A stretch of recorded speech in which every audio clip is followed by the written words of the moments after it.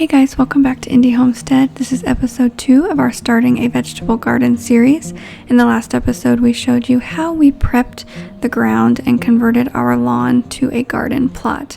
And this week, we're working on building up our raised rows, mulching the rows, and that whole process and how we did it. So if that interests you at all, make sure to stick around. We've got lots more to share in this Starting a Garden series. So without further ado, let's hop into the video. Hi guys, I'm out here by my garden, my 30 by 30 foot approximately garden space, and things didn't go exactly as planned. Our measurements were a little bit off and our beds looked a little bit wonky. So half of our garden is done. The south side of our garden, the raised rows are complete. They've been built up. All 5 4 by 12 foot raised rows are where we want them. It's the north side of the garden, the 5 beds on the north side that needed to be remeasured. So that's what I'm doing today. I just need to restake them so that it doesn't look so crooked. The pathways are 18 inches and the raised rows are 4 feet wide. So I'm just going 4 feet, staking it in, and then going 18 inches, staking it in, and then just going from bed to bed to bed. Let's get to measuring while my kids are asleep. I'm always on a clock here. Hopefully we'll get some of this knocked out right now. So as I mentioned earlier, each of these raised rows are 4 foot wide by 12 foot long. And I'm using this long landscaping tape measure more as a visual guide, acting kind of as like a string to make sure that these beds on this side of our garden line up well with the beds across.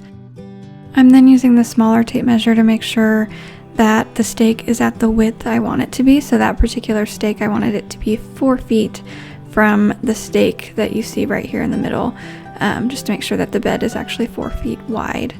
The pathways are 18 inches wide, so I'm just kind of going along 4 feet wide, stake it, and then take the next stake 18 inches, and then so on and so forth until all 5 rows are established. As you've probably noticed, there are already stakes in the ground, and I'm moving them to the new spots that I measure. And that's because when we initially put in these stakes, we realized that it just didn't look right, so I am remeasuring. The measurements of each raised row are technically going to be exactly the same. It's just that we're making sure it visually looks good and it lines up with the beds across. We do have 4 stakes at the 4 corners of this garden, and then we used string to mark where the fence line will be. And this is just helping me to visually make sure that the bed is in fact 2 feet from the fence line. Chris and I decided at this point to go ahead and remove the tarps so that Chris could get started on building up the raised rows. We're doing this by shoveling out the excess soil compost mixture from the pathways and putting it on top of the raised rows that I've marked out.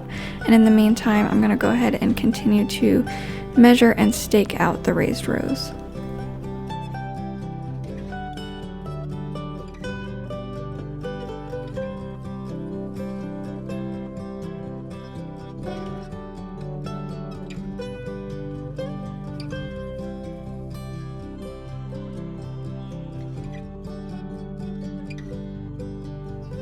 After the row has been built up, we're just using the rake to smooth out the tops so that it's flat and that the sides kind of go down at an angle.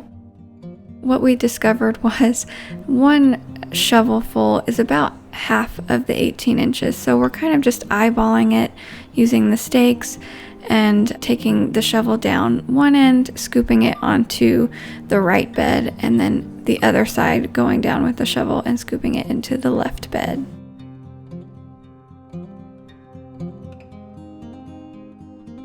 After going down the pathways with the shovel, we go back through the pathways with the rake and just rake up any excess soil compost mixture and put it onto the bed.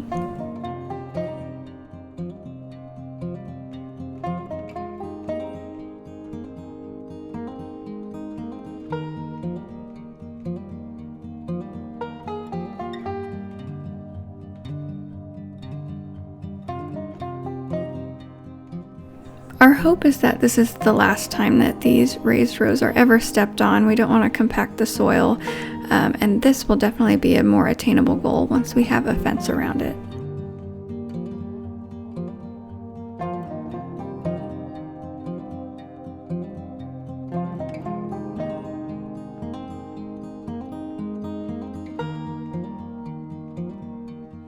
This side of the garden is officially complete, and after all is said and done, we believe that each of the raised rows are raised about 3 inches from the bottom of the pathways that we just dug out. It varies from bed to bed, but approximately 3 inches.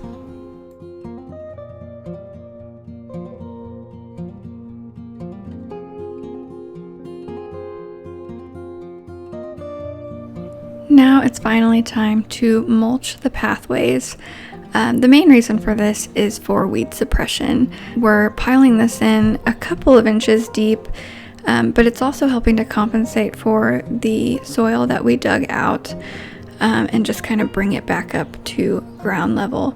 We're so lucky that we have a wood chipper. We invested in a wood chipper last fall, and we have used it so much. All of these wood chips came from trees and limbs that we chipped from our very own property. We're also lucky enough to be able to use the trailer that Chris built last fall as well to haul all of the chips. So this is the final product after we built up the raised rows and applied the mulch to the pathways. We're really happy with the way it turned out, and we're excited for the next step, which is to put up a fence around the perimeter of the garden and install some trellises. So if that interests you at all, make sure to hit the subscribe button, because this is episode 2 in our Starting a Garden series. We can't wait to share the rest with you, and we'll see you soon. Can I hold something for you? I don't know. I just hope this works more than anything. I mean, it looks better already. I just, like, oh! Uh-oh. Oh, it broke. Did it really? Wow. Well, that sucks. Y'all done? Y'all done, babe. Sweet. Thank God. My hair tie broke. Oh no. How did it break? I don't know. It's like a thin little rubber band, so it happens. Girly things. Is this a maple tree farm? A maple tree farm? Yeah. Oh, silver maples. Yeah. Oh yes, I plan on harvesting for years to come. Good, because there's plenty in here. Whoa. No. What do you think I am, stubborn? Yeah. Oh, right. Stubborn as a mule, babe.